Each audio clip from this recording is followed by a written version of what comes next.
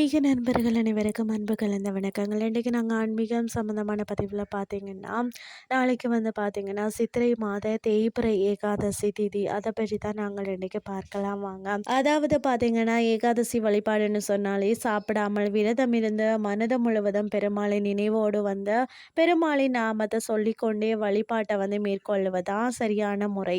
இருந்தாலும் இன்றைய காலத்தில் வந்து இந்த சூழ்நிலையில் வந்து இது எல்லாராலையும் வந்து முடியாது. அதனால் தான் பார்த்தீங்கன்னா, ஏகாதசி திதி அன்று அதிகாலை வேளையில எழுந்து சுத்தமாக குளித்து விடணும்.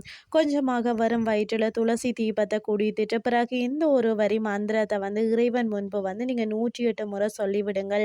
ஏகாதசி நாள் முழுவதும் சாப்பிடாமல் விரதம் இருந்து அந்த பெருமாளை வந்து நீங்க வழிபாடு செய்த புண்ணியம் வந்து உங்களுக்கு வந்து சேரும். அதாவது பார்த்தீங்கன்னா, காலையில இந்த மந்திரத்தை சொல்லிட்டு பெருமாளுக்கு சின்னதாக வீட்டிலேயே வந்து பூஜை செய்துவிட்டு, உங்களுடைய வேலையை வந்து நீங்க துவங்கலாம். மந்திரத்தை உச்சரித்து விட்டு பூஜையை நிறைவு செய்துவிட்டு பச்சரிசியில் வந்து செய்த லேசான உணவுகளை வந்து தேவைக்கேற்ப வந்து எடுத்துக்கொள்ளலாம்.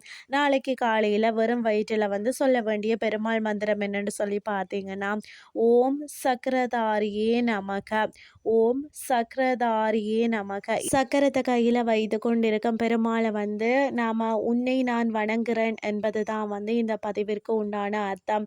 நம்மளுடைய வாழ்க்கையில் காலச்சக்கரம் அந்த பெருமாள் கையில் தான் இருக்கிறது.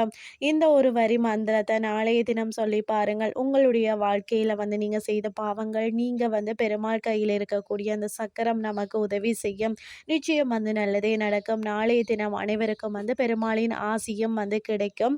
வாய்ப்புள்ளவர்கள் வீட்டுக்கு பக்கத்தில் இருக்கக்கூடிய பெருமாள் கோவிலுக்கு சென்று பெருமாள் தீர்த்தம் வாங்கி கொண்டோம்.